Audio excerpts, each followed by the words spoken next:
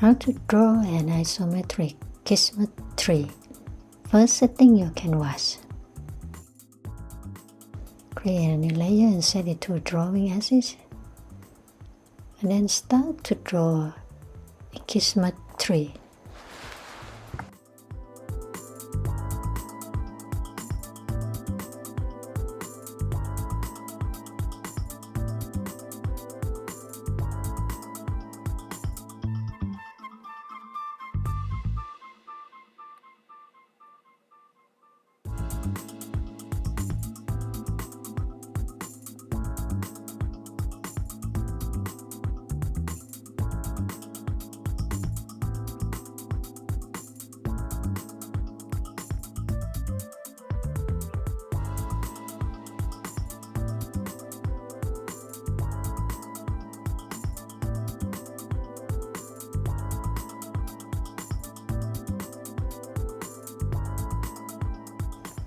Next, I will add a star on the top of the Kismet tree.